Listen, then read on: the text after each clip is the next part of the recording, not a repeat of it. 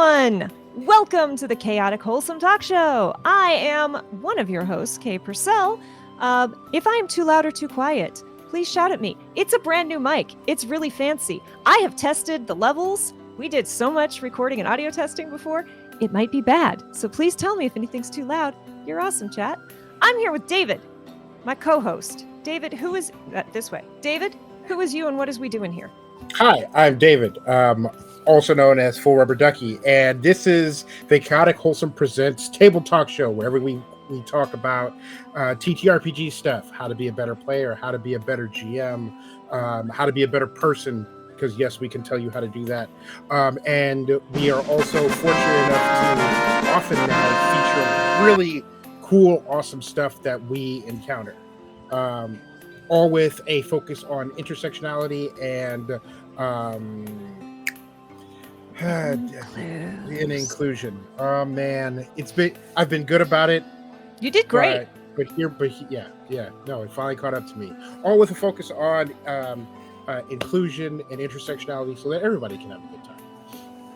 And it's not just us here today. As you might have noticed, we've got a fresh face over here who looks not nearly as jaded as David and I.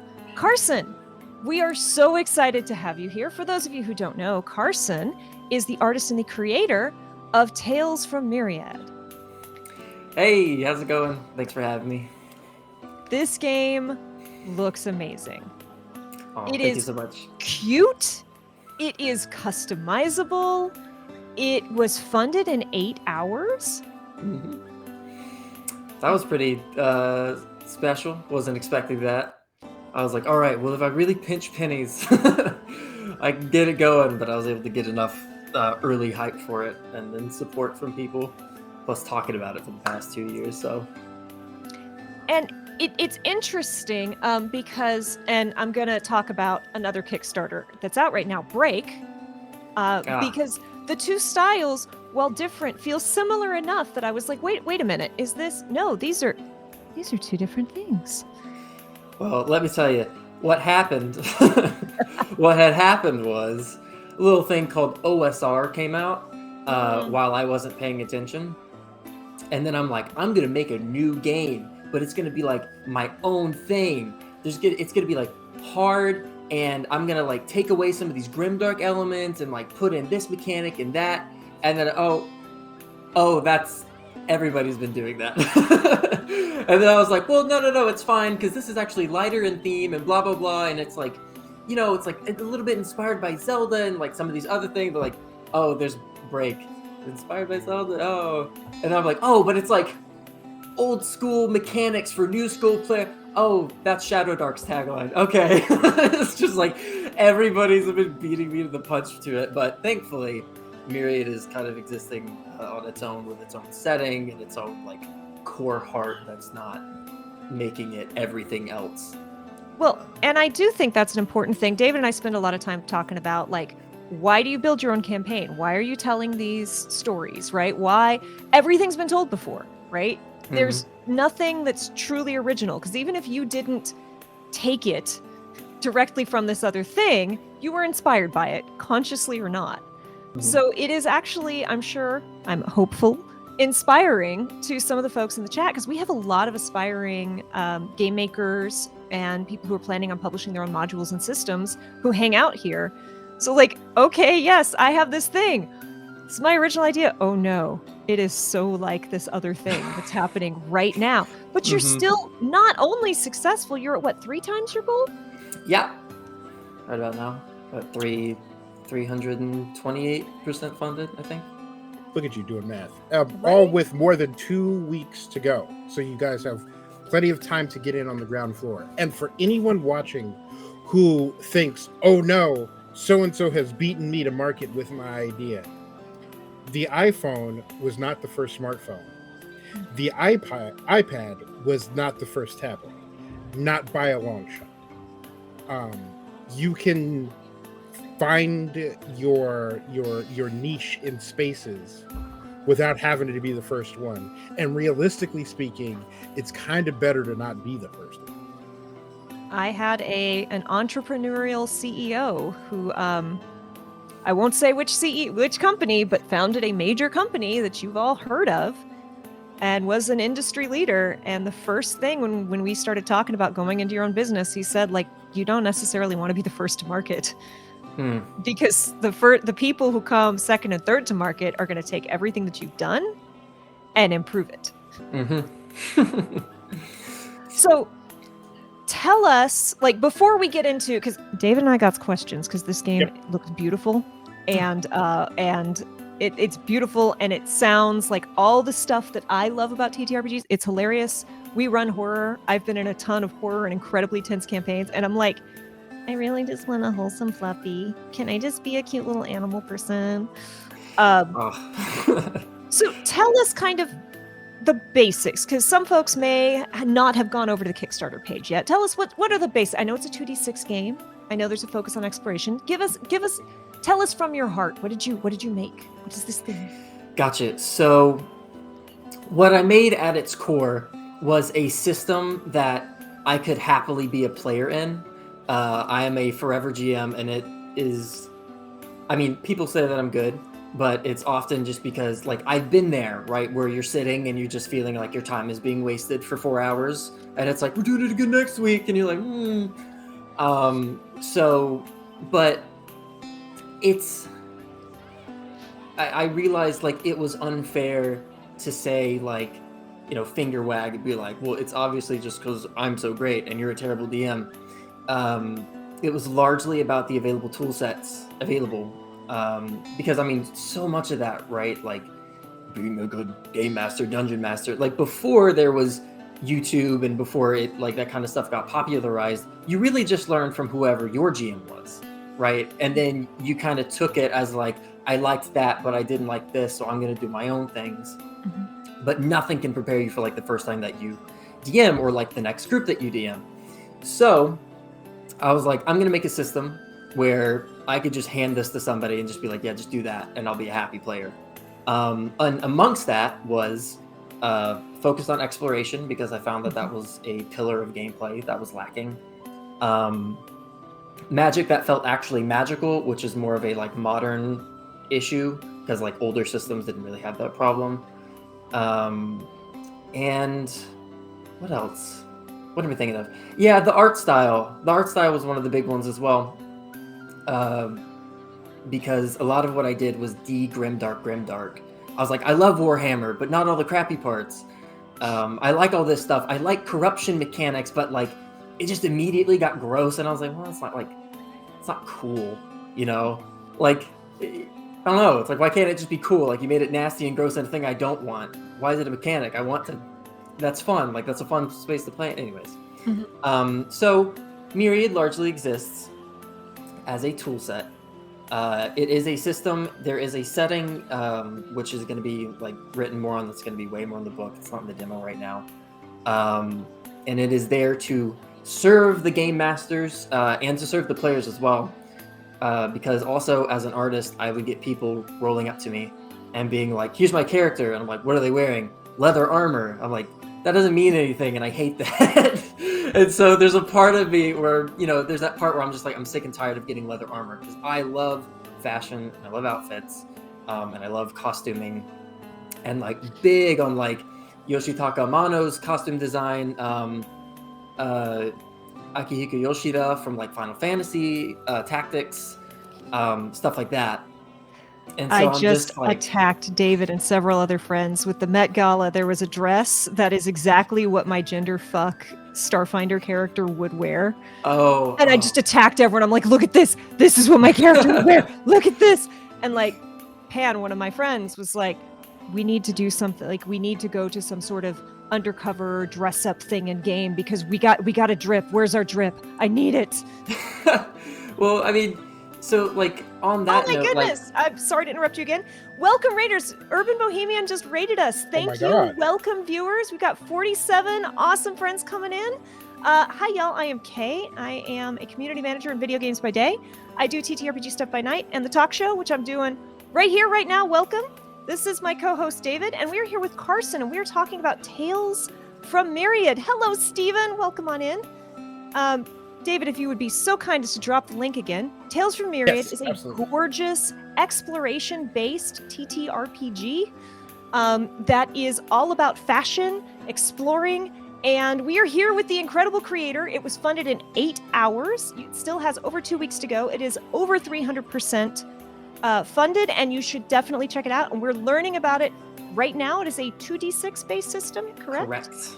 So Herb said, I heard drip. So we need to hear about the drip in your game because this is important.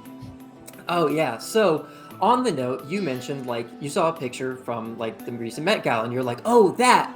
And it's like, so I was talking about how I get commissions, and it's like leather armor, and I'm like, I hate that. I hate it. And they're like, what's a rep? I was like, oh, it's like a sword. I'm like, and and so I was just like, you know, part of like the whole like, oh, you need to serve the players in the same way you need to serve the GMs was like, players they're not character designers. Like, I'm a character designer. That's my job. I get paid to design outfits and stuff, like, but people don't when they're making a character, right?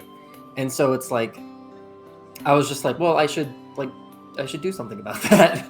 And so like all of these pieces of like equipment and the starting stuff that you can roll is based on things that I've seen or like based on like pieces of outfits that I like, but regardless are meant to be like evocative and drive a lot of that character creation process, because I have a little bit of a different character creation process. I'm not like a backstory person. I'm a game master, so I'm just like, yeah, just give me a character sheet, like whatever. Like I just want to play, right? I'm about like the playing.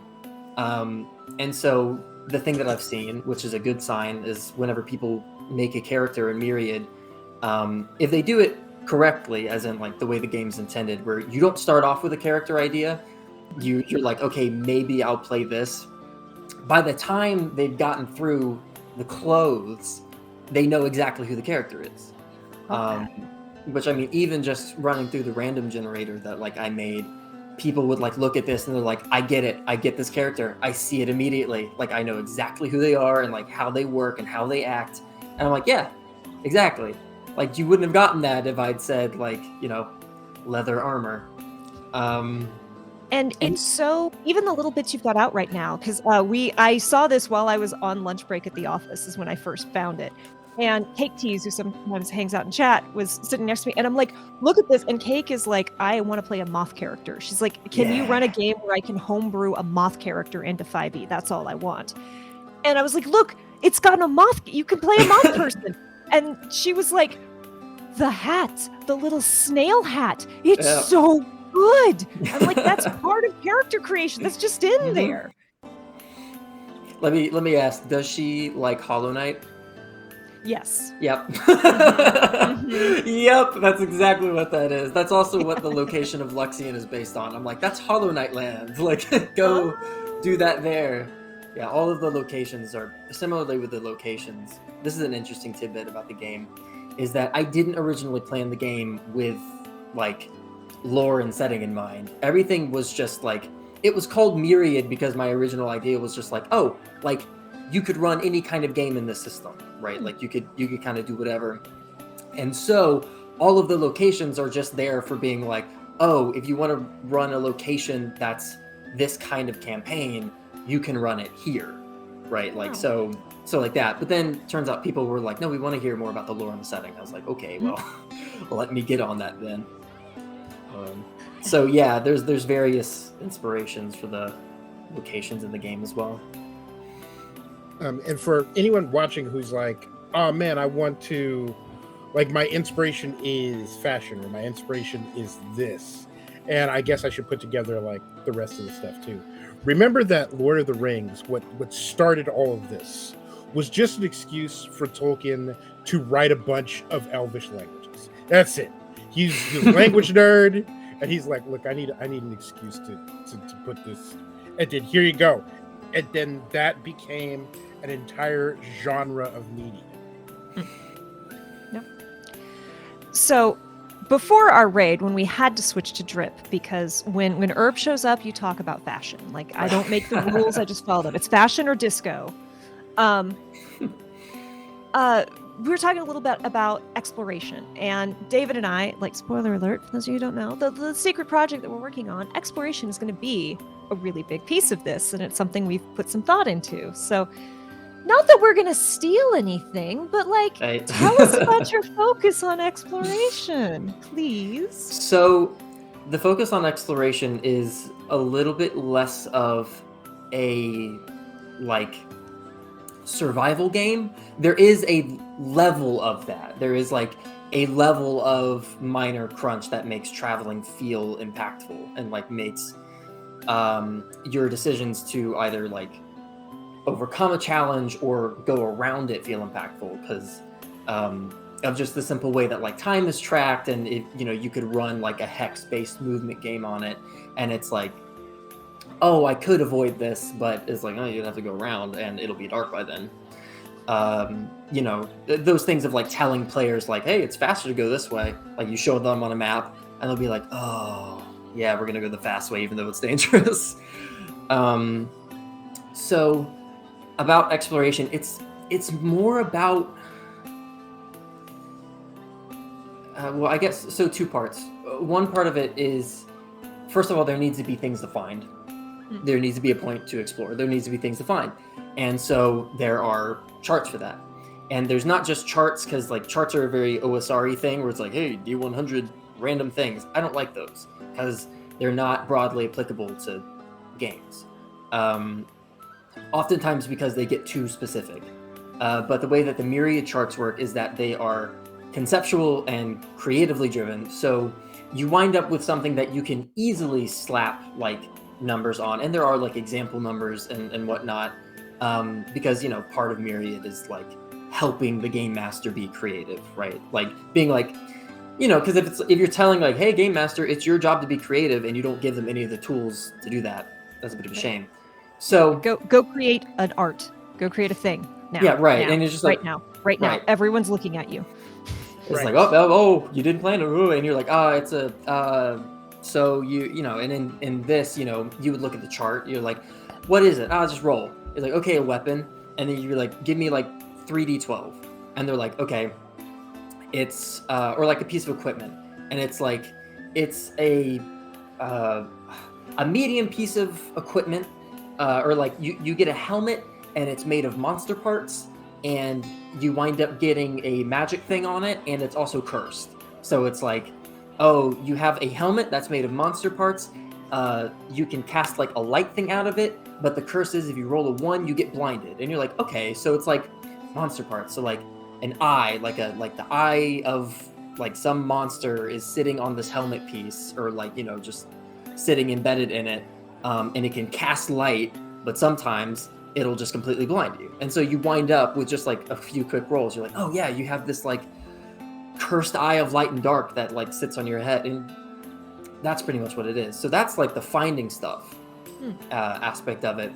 And then the exploration table, which similar to like the dungeon generator, is like a conceptual flowchart. I use it constantly. It is so helpful because the thing I like to do is break down things into systems, because like we were saying earlier, pretty much everybody's done everything already. The trick is knowing how to organize it. And so I'm like, okay, well, like what happens during exploration? So it's like, okay, well, you have travel times, you have encounters. Sometimes you find good stuff, sometimes you find bad stuff, sometimes good things just happen, and sometimes bad things just happen, and sometimes there are challenges, and sometimes you come across something new. And so that's what it is. So when traveling, I have people roll, and it's like, okay, what'd you get? You rolled discovery. Okay, roll for what the discovery was. And it's like, location, what is it? There is something floating. There's something like in the sky. It's sky related. You know, you find something floating in the sky, and it's like, you know, floating ruins of Lost Temple. It gives some examples of stuff like that. And so while traveling, you could be like, oh, you see this thing, by the way. And then the players get to choose whether or not they explore it. And so, yeah, it's like that. Just like the conceptual flowcharts of like, these are the things that happen in every game. Now, structure them into a thing so that you have like an easy timestamp and you don't have to sit there and do guesswork. And it sounds like a nice flowchart too of like, hey, we were there's no way that the book would have known this, but the party during their last long rest was telling stories about, they heard a story about a flying whatever creature, and then, oh, you see a thing floating in the sky. You hear a cry. Sounds like it could be from a... Oh, yeah. I like that it's kind of loosey-goosey like that. It's very much like, it's such a retroactive success is the weird thing. You well, it's just one of those things where similar with making a character, you're like, oh, maybe I'm thinking this, and you're like, oh, I'll make a character who's scared of the dark, and it just so happens that all of the items you rolled are things that produce light, and you're like, of course, just the way the dice roll, and you're just like, yes, obviously, it couldn't have been anything else. And so that's also the exploration chart. You're like, of course that happened. Of course that happened. That's exactly what happens, because it's more of training the train of thought for game masters to do all the good stuff and not have to flounder or one of the overplan. things that Kay and I have talked about a lot, not just in horror games, but with our games in general, is making content, whether it is locations or there's a scary box or there's a cool treasure chest, but it might be a mimic, it might not be, but getting players to go and touch and interact with things, because you can have travel in a big creepy forest, and like you said, people are just going to be like, well, what's the fastest way that we can get through this, because that's the way to be safest. And so convincing people to look off the beaten path, getting players to engage with I don't even want to say non-main story, but just exploration-based content is a challenge. And I really like the itemization system, because a lot of what you see in D&D specifically is, this is the shield of Athena and it does blah blah blah, or it's this set item, rather than different things that you can slot together in order to make something that is unique and randomly generated, but not so vague. Because like you said, when you're doing a design for a character and they go, oh, well, it's a short sword. Well, as a GM who puts stuff in a treasure chest or puts stuff on a bandit, you go, oh, well, the bandit has a dagger and a couple of gold coins, and that's boring, versus there's a letter to his estranged wife, and a scented handkerchief is a different, more engaging thing for players to sort of interact with. Yeah, and I mean, on top of that, with the way that Myriad character creation goes, which is a funny little note that I'd like to bring up. A lot of people who have, I've found that a lot of people who have played other games, other more modern games, they have a visceral reaction, a recoil to the way you make a character in Myriad, because so much of it is out of your hands. A lot of it is random. It says in the rules, it's look, you're not gonna get what you want. If you enter this being I'm gonna be this guy and I'm gonna have this sword and I'm gonna do these things, it's gonna no, that's not gonna happen. Because in my opinion, character creation is something that happens throughout the game. I didn't like that the most important choices you made were at the start of the game, and then as a player you got to make no more choices about your character. It was you were stuck on a linear path, taking these set amount of abilities, hoping that the DM says okay, you guys level up. And so with the whole randomization thing, it's oh, but I have this vision for a character, I want these things, and that's where the whole Fashion Souls aspect of it, where you will wear something in Myriad that does the same thing but just looks cooler to you. And so you're just like, well, yeah, I want an axe with an eye in it. I have a rusty, like, whatever right now. Like, I want this thing. That's cool. And it's like, yeah. So then, looking for little goodies. And also, I guess, to know that it's like, hey, I'm, like, using these charts to see what you're going to get. Like, there's an actual you're going to get stuff when you look at things, situation going on. Because, rewarding players for stepping out of bounds. I really like the idea of the character growth aspect of it, because Kay and I have spent a lot of time talking about alignment, and how we both don't like the approach of like, well, your alignment is your alignment and that's that. And the way I've approached it is, don't tell me your alignment. The things that you do will dictate your alignment over time. And if you aren't playing a class or a subclass where that's important, so like, you're not playing a paladin in 5e, then maybe that doesn't matter all that much.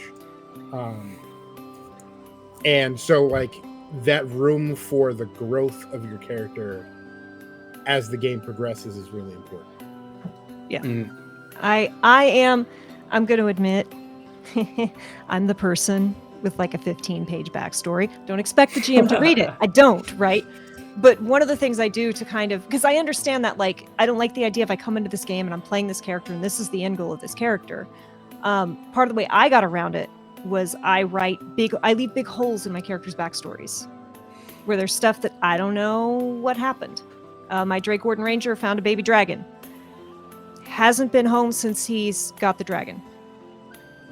Can't exactly tell you why. And when he thinks about it, it hurts his head. All of that's up to the GM. I do like blind spots in players' story. The whole like, only tell me what your character would know. That kind of situation is fun. I need to write some tools for Myriad, like for narrative play. Although I have developed one that is my favorite. It is my go-to. It's like, you haven't planned a character at all, because that's a lot of what Myriad is. Myriad's just like, because it's pretty easy to die in Myriad. It has like a nice, cute exterior, but it's a hard game. Like, you can die. And so the little trick that I've developed, that's going to be in the Myriad book, is that you start with an archetype and then you give them an element of something that directly opposes and challenges that, like that identity. I like that. And so many of our favorite characters in shows are that, like, they're that exactly, and like that's where it comes in. It's the contradiction that also brings in like the character conflict. If you take like, not from Critical Role, who's a great character, one of my favorite characters, like from fantasy media in general, right? You take the concept of a rogue, you're like, okay, a rogue, a thief, nimble, agile, like slick, smooth, cool, like they're doing all these stealthy little things. And then it's just like, oh no, they're panicky and they're jittery and they're like an absolute scared of everything. And they're scared of everything. And it's like, great character. Like, just to take, like, and it's, I could just bring up more examples of that. Like, Granny Weatherwax from Discworld. Minor spoilers about Discworld. So like, Granny Weatherwax is set up to be like a villainous witch character. She's not. She's a good guy. But like, that's exactly what it is that like, she's set up to be like, she's the crone. So she's like older, she's more bitter, she's strong. She is like, it's literally said like her sister was like, she was the good one and like Granny was meant to be evil, and like Granny had to be the good one, and she just forever resents the fact that she has to be a good person. And it's like, great character. Great character. It's like, what do you do when you take a bad character and you're like, no, but they have to be good, like, and out of like a weird internal sense of like, I need to be this. And it's so that method of like, take an archetype, immediately do something to challenge it. It's like a merchant, they're greedy, but they only have a focus on like useless items, so they'll throw away good stuff just for like the trash. It's like, great character, great, you can play that. And I find that really fun too. Like, I do this a lot. David, I have a half-orc paladin who is like 6.5 feet, resting grump face, terrifying, and is like quiet and insecure and can't lead. The softest marshmallow. Yeah, just the big softest goyle. And like I start explaining this, I'm like, no, this is my character. And people are like, but her orc blood screams for battle. And I'm like, no, that's not. But So the racism I'm actually really excited to, screams for war. Right. like, Yeah. I'm really excited to like train more, especially TTRPG players. And like, no, you can play these opposites, right? I was explaining this character again, big, shy, disaster queer, and it was like, she's very insecure. David is mean and took us to a masquerade where like everyone's naked. And she's like, just paladin, religious, and everyone's like, oh well. So the person's like, oh well, my bard would take her out and like put her in a sexy dress and make her feel really good. And I'm like, but I don't want that. But you don't understand. I might want her to feel good in that, but she doesn't want that. It's one of the things. I love that training in that. It's one of the things.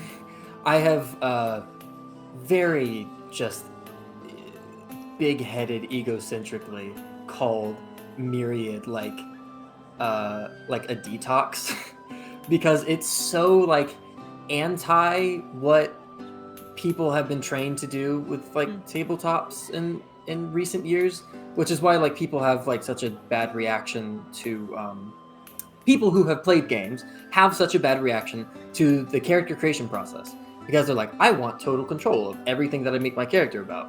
And I'm like, well, no, like you're not going to get that. But what they don't realize usually is that they have a lot of control down the line. It's like they have all the, it's like, because you make a game based on personal philosophies and all that. And I'm like, no, I think that you should have more control as you play. And you do. Like you have a lot of room with like the personal quests and how you build your character. There are a lot fewer restrictions of like how you're going about things.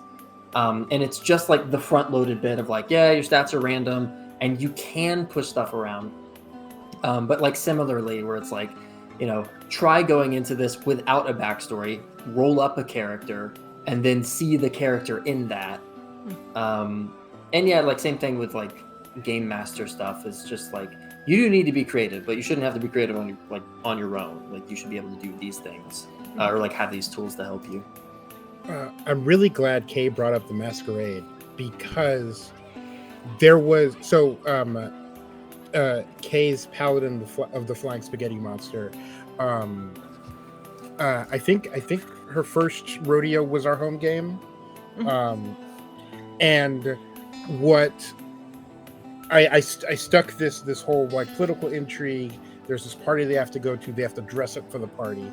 And so it was like 2.5 sessions worth of you go to this designer and you pick out what you want designed for your character, not just to make you think about what your character would wear if they're dressed up, but also what they're changing out of into this. And I specifically threw characters at Roxy that Roxy would hate, that would make Roxy uncomfortable, that would approach Roxy completely wrong.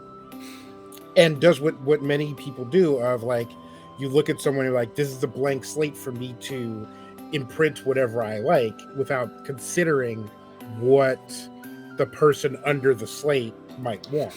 Yeah, I mean, just forcing the issue is also such a like fun thing. It's like, hey, here's a thing that specifically your character hates. Like, let's see how you deal with this. Yeah, like slide it, or like a moral issue, right? Yeah, your non-confrontational character has to be confrontational or go along with this and be miserable. Yep. That's always fun. Yeah, I mean, like building a character that would have a response to a philosophical like question in game. It's just like take something simple, be like, is it right to murder somebody in revenge? It's just like you should consider how your character would think about that. There's a lot of and if you can answer that for your character, then you'll be good. But also, you may just be one of the kind of players where you're just like, no, this character is me, and I'm just here to like, get some challenges in and kind of engage with the game and the world and come up with creative solutions. One thing that Kay taught me in the time that I've known her, and we've talked about it on the show before, but Kay and I both are very serious gamers in completely opposite ways. Um, Kay is the hardest core Pokemon player on Earth. And we talked about like different people want different things out of games. And Kay might want a living shiny dex, and I might want to yell at teenagers on a first-person shooter. And they're both equally adamant, but they're totally different things. And so one thing I've noticed is there's this sort of like sway back because you had Critical Role that put tabletop at the center of the internet during the pandemic. And there was a lot of these big characters, big set pieces, and there are a lot of people who want that experience. But with your system or with like TSL or with many of the other systems we've encountered, there is this emphasis on discovery and exploration of the character, not going in, like you said, with like, this is the thing that I want to be, this preset thing, and this discovery and evolution, and it really seems like a counter swing from how the sort of mainstream things were done before. Yeah, it's interesting because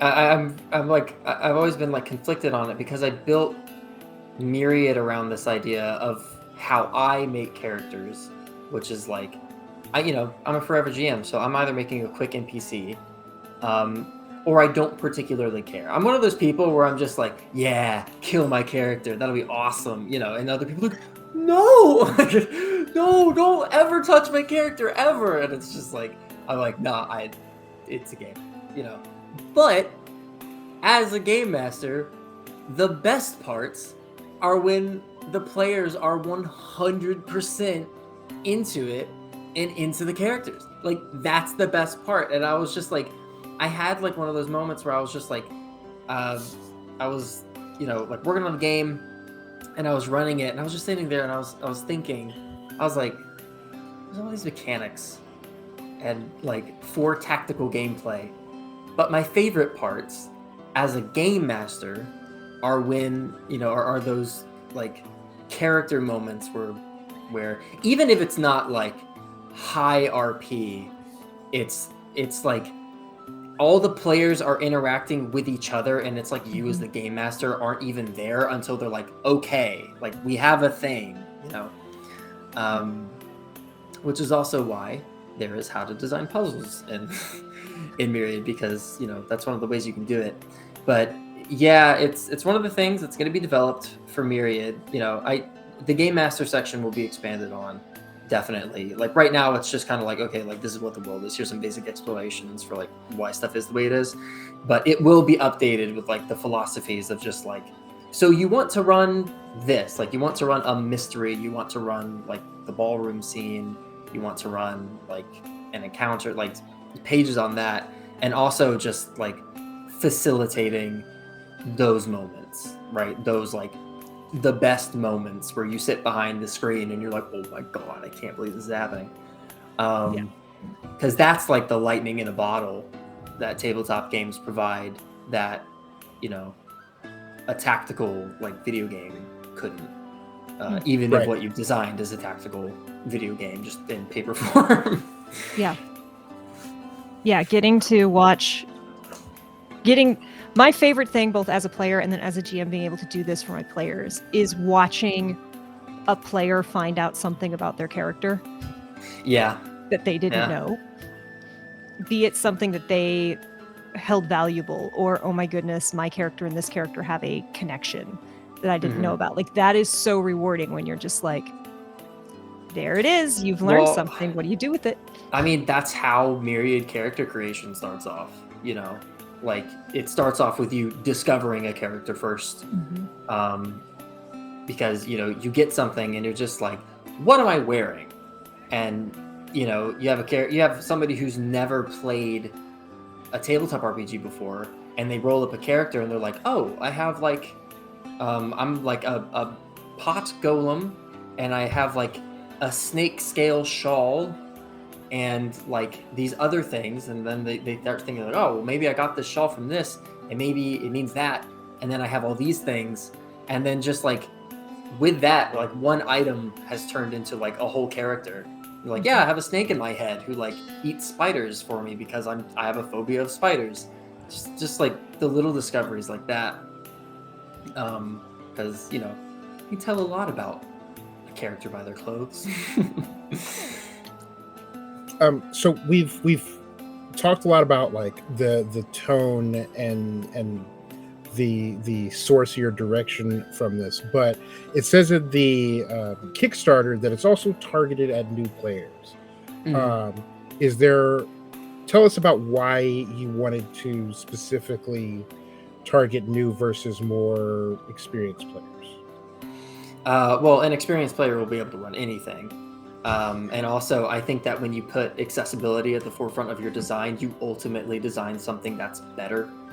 I mean, you can make your little thing for your hole-in-the-wall, tiny niche audience. Have fun. I'm sure your thing will be great for the people who like that. But I wanted to make a game that, this is going to be so campy, I wanted to make a game that my mom could play. Because we would sit her down to like 5e sessions, and it's like, okay, so we're going to be playing a game, so it's like a one shot, but you need to like make your character, and okay, we'll open up D&D Beyond. So those are your, okay, so these are your like ability scores. You just like choose them. What do you know what class you're playing? It's just like, I don't know what class. Like, okay, well there's like a paladin, there's like a holy warrior. It's like, okay, sure. And you're like, okay, so like you're paladin, so I'll just tell you what your best stat is, so just put your best stat there. And then it's like, okay, and I'm like, so we're not going to be playing at level 1, we're going to be playing at level 5 because that's where all the fun happens. So, and then it's just like, oh, here's this like avalanche of abilities that you need to know and understand, or it's just like, oh, you have all these things. And it's just meaningless, like to someone who's never played a game before, and it's also why like Myriad is meant to be played with a level 1 character. Like, it's fun to start at a level 1 character. You're supposed to. Like, the personal quests, the items that you get, your whole like equipment and shebang can only be achieved by playing the game. Like, that's also why you don't automatically get spells when you level up. It's like, no, you get stuff by playing, not by sitting through a character creator and be like, okay, a cool character, I'm never going to play this. And so you're saying you're not going to hook Myriad up to the blockchain so that people can just buy. God. Right. It's an NFT now. Oh God, please, I'm an artist. Don't. God. Someone tried to do that with 5e. In case you didn't know, that's really. Yeah, sure. The 5e blockchain. Honestly, with Pinkertons on the horizon. Right. Nothing's out of the hands. But yeah. So like making it accessible for new players. And like just the way that things work. There are like rules, there are like answers for certain things, and there are certain mechanics, but like the one thing you'll have to remind a new player about is exploding dice. It's like oh, as a DM you'd be like, okay, so you rolled a 6, so like first one's free, like roll another one. And like how that ties in with their luck, but it's one of those, it has a lot of like under the surface mechanics where for people like me, who I love mechanics as a player, I love getting into mechanics, and I want to have like the deep sea dive of just like, oh, but what if I got this? Like, how would I turn that into like whatever? And then for players who's just like, dude, I don't care. Like, I don't want anything to do with this. You can just go through it straight. And that's also why the design in Myriad is that you choose your abilities. You have like a list of 3, and you choose your abilities, because like when you choose something, it's in your brain, like you chose it. It's not like an automatic like, oh, I'm level 6 now, I get a spell slot. It's just like, what? What level is it? 2, 3, 1. Oh God, having levels and spell levels not match up is just, I will never forgive. There's none of that in Myriad. There's no spell slots in Myriad. There's just the casting difficulty that you have to hit. It's funny because David, you are real quiet. Are you away from your mic suddenly? Possibly, but so it's interesting because you've developed a system that addresses so many of the problems that both Kay and I have encountered in TTRPGs. Like, I have an entire 0-session one-shot that I run specifically because character building is boring. And Right. so you have 4 or 5 people show up on the day, and then you bring out the 400-page book that everybody has to share, and the 3-page printout that you have to. And so I started running a game that we could play while you made your characters so that we could play the game. And That's so, great. it's very much like you're a level 1 peasant, straight 9s, strength all the way down to charisma. Everything's just a -1, and you wake up in a jail cell, go. Mhm. And then everybody can play that game, and you don't need any dice because it's all magic missile automatically hits. And you have them role play and basically do a thing while they spend the 3 hours making their character or whatever. And instead of having to go through that, you've gone, what if the character creation is fast, simple, and not ball breaking? And I think that's wonderful, especially so Kay and I run a lot of one shots, and so running games that are level 6, level 10, level 12 is old hat for us. But you're right, there is something lost when you are instantly burdened with all of these mechanics, and if you don't have any familiarity, and if you don't have any experience as a new player, then it's an even bigger avalanche than trying to figure out what languages you're going to speak and what equipment you're going to have. We Right. started Why at do I level- need 500 ball bearings? Yeah, I Myriad think would my be awesome. first TTRPG ever outside of a really, really bad, awkward experience in junior high was a level 5 Pathfinder. And I'm trying to build a character when I don't know what a cantrip is. Yeah. I'm I'm too embarrassed to ask. Speaking of Pathfinder, raise your hand if you had to make a character of that. Where the only way you knew how to make it was because you had someone walking you through it. And then after enough times, you became that person. And you had 3 new players, and you go, okay, we're all going to make characters. And it took 3 hours because each person took 1 hour, and you were the only person who knew how to do it. I don't like skipping rules. I don't like the idea that you should be skimming a rule set, and that is one of the bad habits that people have gotten into. But it is also a design flaw because you shouldn't make your book boring and lame to go through. I've gotten a lot of that with some of the Myriad playtesters where they ask me a question and I'll be like, that was answered in the book. That's in the book. And they're like, oh, what, where? And somebody else would be like, you have to read everything. It's all in there. It's not fluff. Similarly with character creation, it's just if it's something you have to do in your game, why did you make it not fun? I have to do it. There's nothing else, right? The barrier between me and the game is this thing that I have to do, and you made it not fun. That's a flaw. That's an issue. Don't design your games like that. Come on, make some of it fun. And part of that randomness and part of the fun for me is having those random charts, and that's also part of the speed of it all. Right? Where it's just yeah, I can sit there and deliberate if I want a halberd or a rapier. Or I could not and just have the game tell me what I have and just figure it out so that, play the game. That was my thing with Myriad. Where it's just yeah, if you just played it, you'll get the stuff you want. But you gotta play it. There's no amount of deliberation that'll tell you how your character is going to wind up. So why bother? Just have fun. The concept of the game that you're playing should be fun. God. It should not be alien. It should not be I should not have to argue with people on this. God. Right. Oh.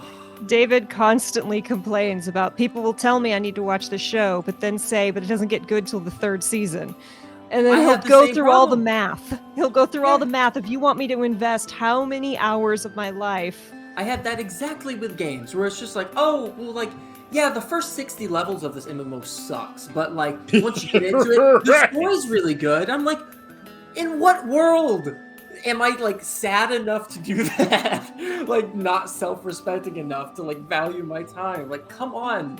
Like, no, I'm sure you love it, and I'm sure it is great when it gets to that point. I totally get it, but like, dude, make your games fun. Like, it's also my problem with homebrew, where it's like there's a level of homebrew where it's like you're making it more comfortable for the people at the table. Of course, obviously, right on top of that, there's a level of homebrew that's like you're trying to fix something in the game because it's not fun. You've changed something because it's not fun. That is also one of the bad habits that people have gotten into, where I had people like before they got through the book, were telling me what they were going to homebrew, and I'm like, dude, you haven't even played it. They're just like, yeah, I don't like that. This stuff is random. I'm gonna make a point buy thing for it. I'm like, no, you what? Like, you don't understand this game yet. You're telling me how you're gonna change it. It's like if you made somebody like a recipe, you made somebody a meal, and they're just like dousing it with salt, pepper, and ketchup, and you're just like, yo. So yeah, make your games fun, game designers. Design your games. I once put a bowl of gumbo in front of someone who insisted on eating it with a fork, and it is the last time that I made them anything even distantly good in the entire time I've known. Oh. Like no, like if you don't have a firm understanding of why something is the way it is, Yeah. then maybe don't go tinkering with it because you're gonna break it.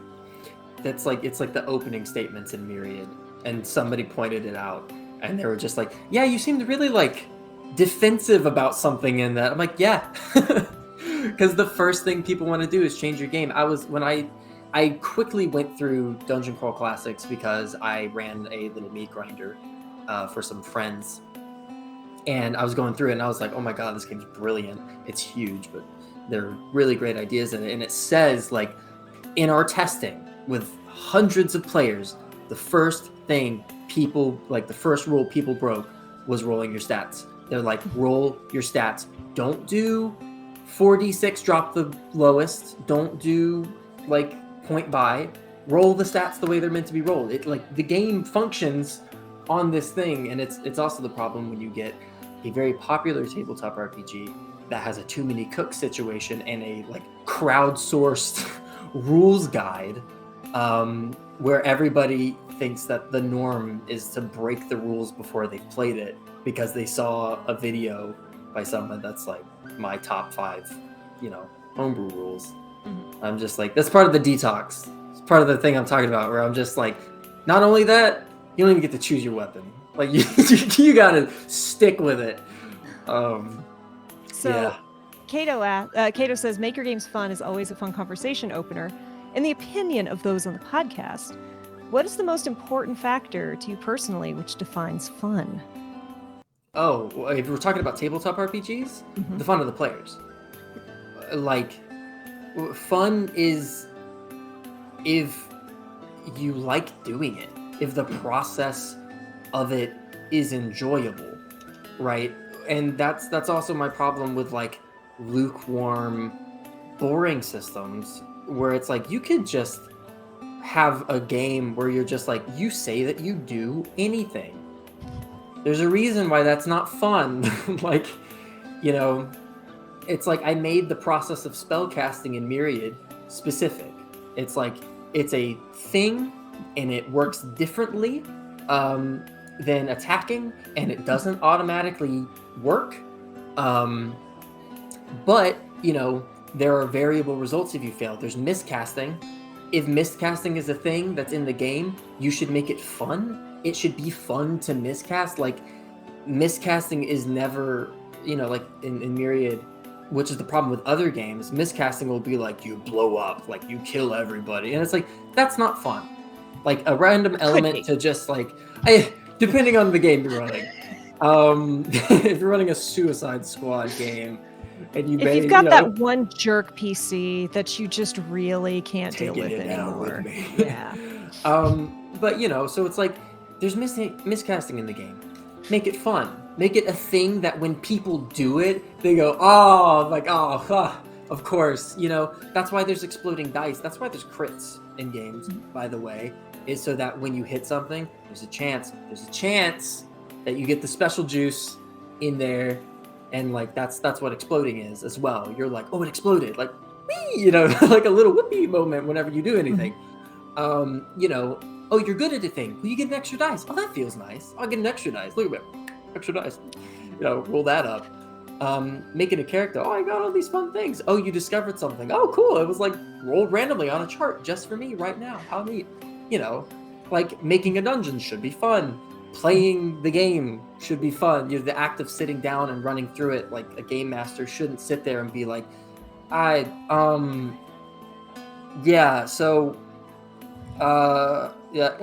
get rid of that.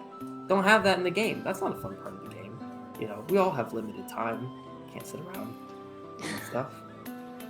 Yeah, Kato says, blowing a character up is kind of fun. I cast fireball at my feet and jump. How high do I travel? And how much fall damage do I take?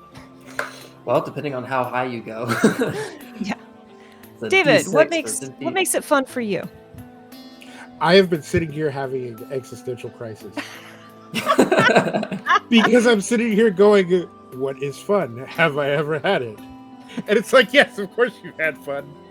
Like you do things that are entertaining and engaging and dynamic, and you like TTRPGs and building them and running them and playing. But what about it is fun? And I'm like, woof.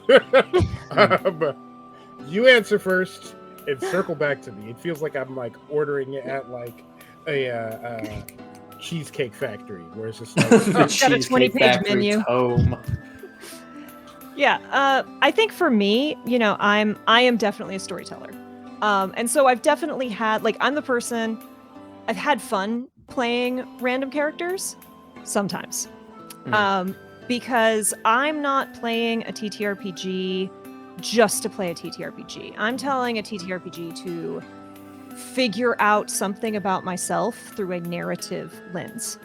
So my Paladin of Flying Spaghetti Monster is my trying to cope with no longer being religious after a very religious upbringing and getting back to that side of the table, right? Like, what does this feel like? She was actually created because I learned about the Heaven's Gate cult and that there's 2 people from Heaven's Gate cult still alive and sending out VHS tapes. And I was like, what does that kind of religious isolation feel like? How do you build that in a world where gods are real and walk around all the time and die? Oh, it's the one God no one believes in. Yeah, it's the one that's like that. Yeah, so that is my hesitation to like random characters, and it's not that I don't enjoy it, but sometimes I roll up a character and I'm like, okay, yeah, this is fun, but I don't know that it's going to tell a story I want to tell.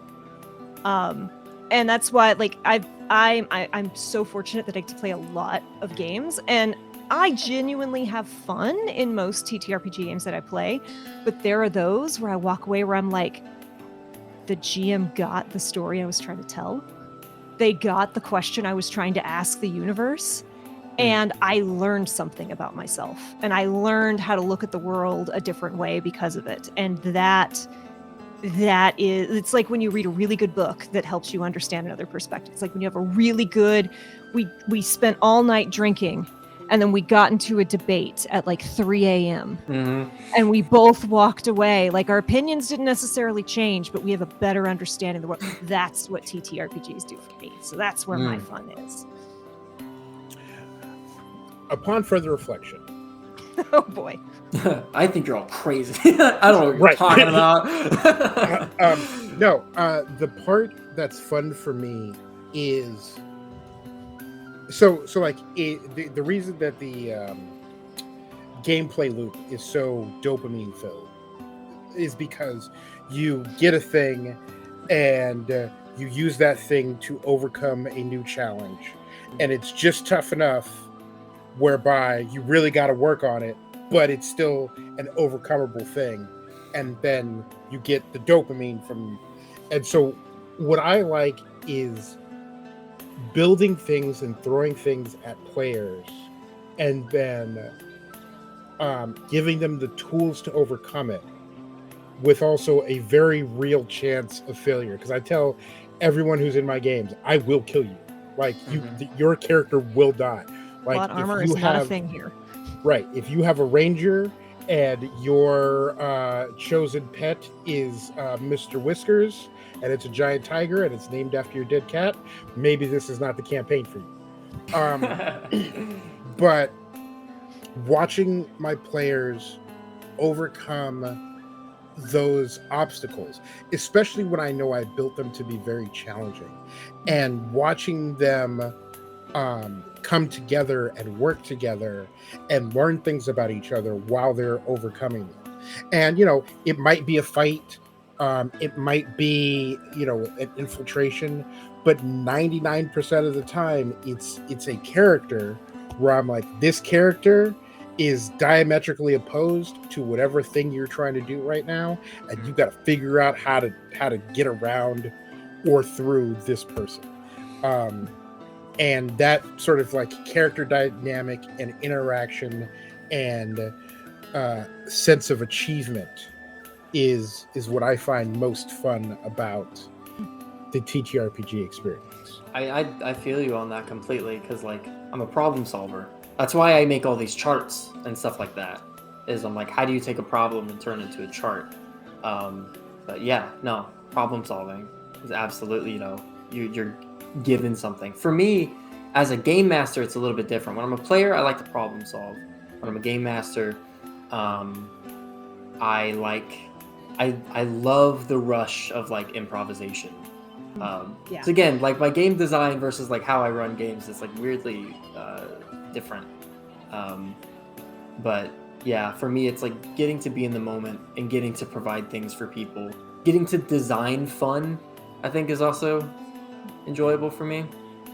Being like, it's like being a good host. You're like, oh, I brought everybody together, we had a good time. Getting reactions out of your players, like real things out of them, is also like really great.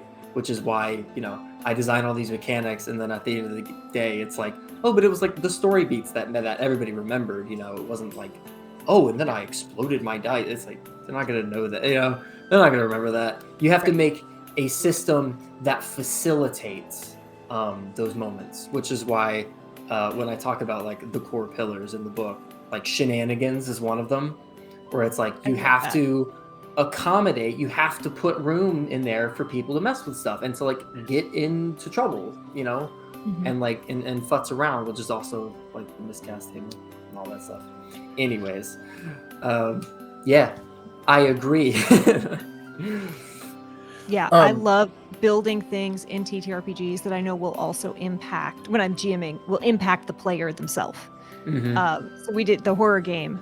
I wrote a challenge for one of the characters that I knew would also be a thing for the player.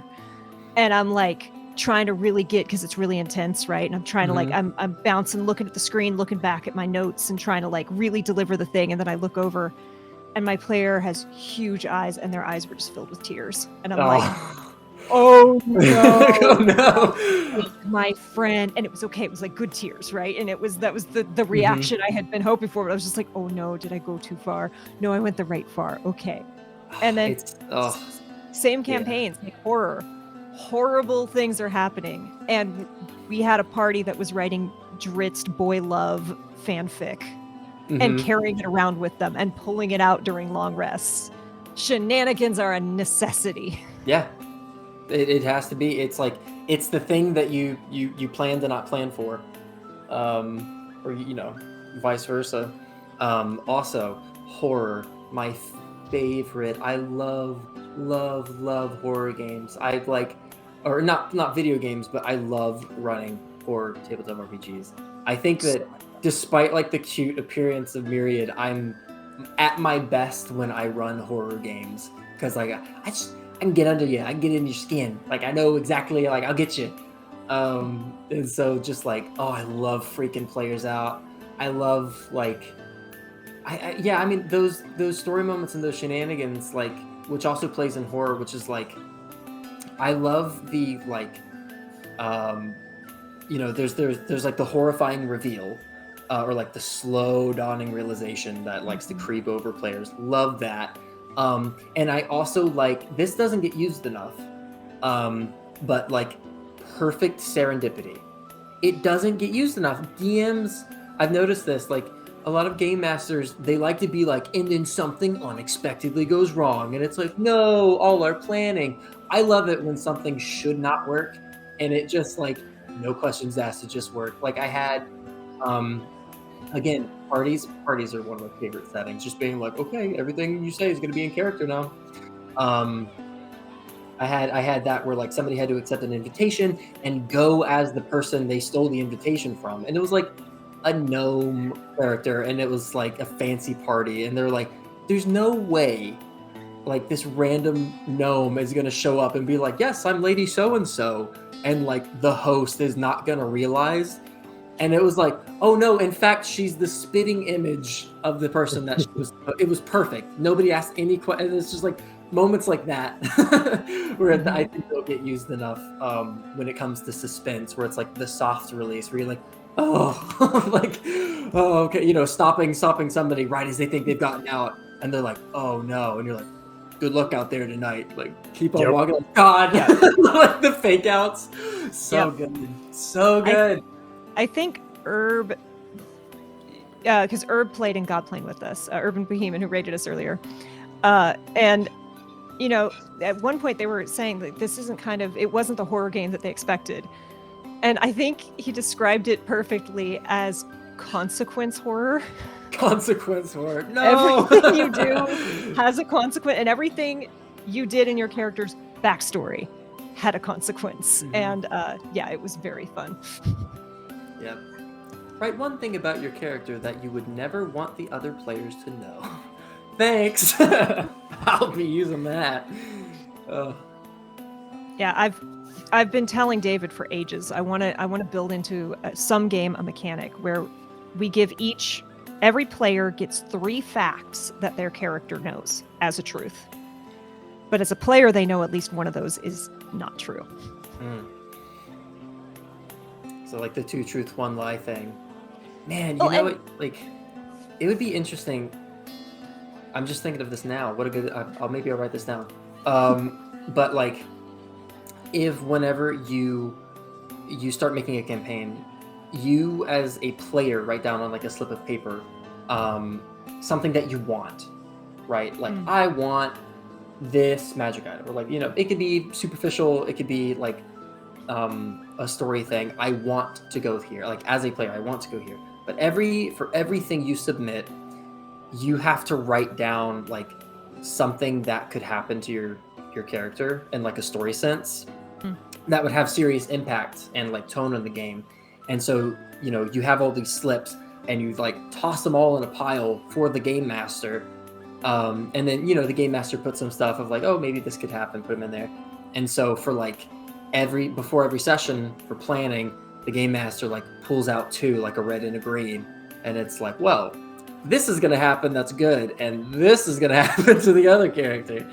And so it's just like, oh, like I submitted that. Like I said that I wanted like this thing to happen to me, and here it is. And so everyone's like, whoa, your dad is a whatever, and now he's here.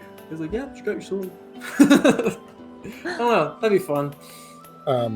One of the elements that a very old friend of mine put into his game is the more negative attributes, like negative personality attributes that you give me for your character, the more I will reward you in game. Yep. And so I've told Kay the story of how the alcoholic wizard burnt down taverns in 3 separate towns because when he gets drunk, he automatically casts something. And he always had a fireball on deck and always managed to roll the slot where fireball was. Yep. To the point whereby they show, like, the whole party shows up to a town, and the town guard is like, "Oh no, it's you! You can't come in here." Or like we had another character who was a kleptomaniac, and so at one point we're in the room with the town magistrate and talking to him, and then the GM is like, all right, roll to see if your compulsion triggers. So he has to steal something, then he rolls sleight of hand, then he fails, he still tries to steal it, and so it's this very awkward, like, reaching across the desk trying to grab something from the magistrate while everybody's trying to have a very important and it's just this introduction of just abject chaos at the worst times that could be really, really fun. And like you both said, like, shenanigans are both essential and what you plan to not plan for. Nobody wants, especially not if you're watching it on stream, the game where nobody will push the button. Oh. The best streams are the one where someone will go push the button.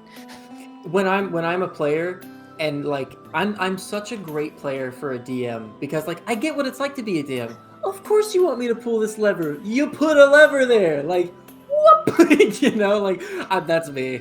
I'm just like, all right, DM, show me what you have planned. Like, Mimics and Misfits is in chat right now, and I may have literally pushed the button in his game last night. So I'm just not making eye contact with the chat right now. But we are nearing the end of our time. So I want to make sure, Carson, that we ask you, we've talked about strip, we've talked about character creation, we've talked about making your games fun. We've talked about exploration. We've talked about your cool, like, open-ended roll tables. What else do we need to make sure we talk about? What else do you need everyone to know about? I think it's a good system. If you don't like the system, it has very good tools in it that I have genuinely not seen anywhere else. That dungeon generator will really help you put dungeons back into the game. Let me see. I think it's great. I think it's just a lot of fun, and I'm very happy with how it turned out. The more that I don't have a lot of stretch goals on the Kickstarter, that is because I'm one person, and I refuse to overpromise. And I've gone over, but there's still going to be like shipping costs and printing costs. But the more that the Kickstarter gets is going to be more writing, more art, just like more development for it. I'm going to be writing an adventure for it. And it will also secure a spot for, the second book, hopefully, if there is one. The book's going to be like an art book with I want it to be like an art book with a game attached. Like, it already looks like that. Like, the art is, I've raved about this before. That was going to be like my next question, because like we had D'Angelo Morello on here who did Emerald Templars and got funded and is working on that now, and he was getting towards the end. He's very close to shipping Emerald Templars, and he's like had to start making a decision of, do I start working on my next game on something new, or do I work on more material around this and expand the world and expand the classes? Like, have you put any thought into? I know exactly what the next books will be. There will be a maximum of 3 Myriad books, just because I want to make a game that's just good and doesn't require constant updates. Like, I don't see much of a need for like Myriad 2nd edition. I would just make a different game. I know what the second book would be, so they would all go through the various ages of Myriad. So there are like 3 ages.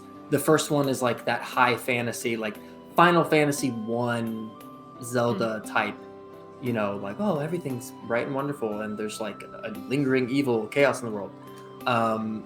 The second book will go through a little bit of the more sword and sorcery age, where more technologies will be introduced, covering some of the rules that people may want in their games. I want to, in the second book, there to be the engineer job, and I already know how that's going to work. There's some other mechanics I want to do. I want to make dragons a little bit more important. Like vehicles, so that there's rules for ship combat, and developing like some of the setting stuff. And then the third book would be purely a campaign setting, almost no, like very limited character creation rules, because it's just like you're playing through the end of all things, which is like the leading up to the reset button, because Myriad exists like in these perpetual cycles where it gets unraveled and then formed back together, which is like where dungeons and stuff come from. So like that would be the third book. It would be like a Dark Souls-y, like darker take on it. So yeah, I mean, that would be the max of it. Myriad total, I mean, I'd love to make a like Final Fantasy Tactics style game with it. That would be so much fun. I can see the pixel art. I'm like, oh, I want that. I don't know how to do that. I compose, but I don't make video games yet. So, yet. And yeah, I mean, other than that, more systems. Probably work on a sci-fi system at some point, because I don't usually like sci-fi, so I would make a sci-fi system that I enjoy. That already has a little bit of like planning to it. But yeah, that's the goal for Myriad. So if you back Myriad, you would be backing like an original setting, like a new, genuinely new thing. It's not elves and dwarves, which are great, but it's not elves and dwarves. And it'll be like done. You'll just like go through the development, and it'll be like a set thing, and hopefully it'll just be that, and I won't have to like come out with a second edition for it. The second book will probably have like some rules addendums based on feedback, but I've already gotten such great feedback with the main game. So yeah. Amazing. Well, thank you again for coming on. Congratulations again. Funded in 8 hours. Just like almost 3.5 times your goal, with 2.5 weeks still to go, I believe. Yep. So impressive. Thank you for coming on and telling us about this beautiful it just looks really fun. I'm really excited. Well, thank you so much, and thank you so much for having me. I hope I didn't look like too much of a douche. I hope that I was, I don't know, pleasant. Creators need to be like creators and artists, and people who make things need to be opinionated. Because if you don't have something to say, you're wasting your time. Oh man, let me tell you, opinions. I got plenty of them out the wazoo. A font. I think anyone who comes on to our show and says make your game fun, like has like, yeah, it's fine, it's cool. Yeah, well, there you go. I work as a professional editor, and the number of people who've asked me, like, what should I write, or I have this idea, but I got no idea of what I'm supposed to do with it, or what. And it's like, listen, that's the thing. If you don't feel driven to communicate, then there's going to be no art, because all art is trying to tell you something. Yeah, I mean, if you're gonna design a game that doesn't have like a point or a drive behind it, it's like there's a million different like conflict resolution systems out there. There's not a right way. There's a right way for what you're trying to do, but like, even if what you're doing is polarizing, like, dang, at least you're saying something. Like, you can justify anything if you design it well. So design it well. Say something and design it well, Make sure that for who it's intended to be played with, it's fun. Great. You've succeeded. And then don't be upset if a bunch of people don't want to play it. Because people won't. And I mean, it's such a niche hobby anyways. Like, it's been put in the limelight, but like, it's still a niche hobby, so. Well, Carson, thank you again. It was great to chat with you. I am Kay.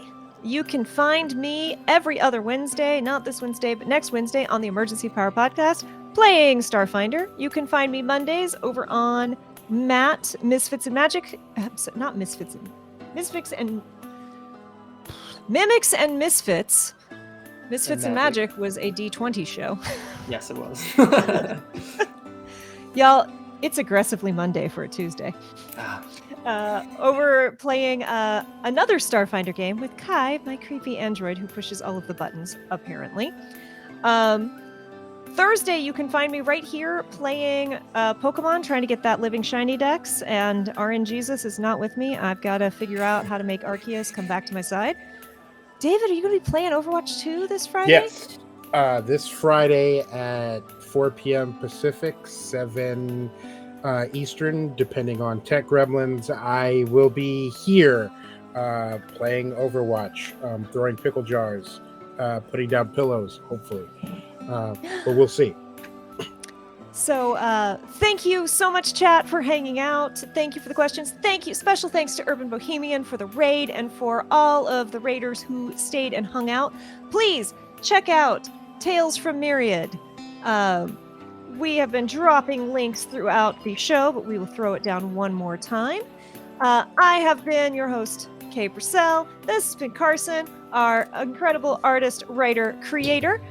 Go support independent artists. And David, who is you and what have we been doing here? Hi, I'm David. A occasional headache for Kay. But this is the Chaotic Wholesome Presents Table Talk Show, where every week we talk about TTRPG stuff, all with a focus on intersectionality and inclusion so that everyone can have a good time. David, do we want to go see Painting Pirate or do we want to go visit? He's playing Redfall. Or we can do some RPGs over with Valor Studios. Valor Studios. Valor it is. Alrighty. Thank you all again. Thank you, Carson. We're going to flip over to the ending screen, and then we will go see Valor. They're still 5 minutes out from starting, but that's fine. Hang out, watch some TTRPGs. They're playing Axion, I do believe, and I will start that raid. Thank you all again. Be good to yourselves. Be excellent to others, and we will see you soon. Bye, y'all. Bye.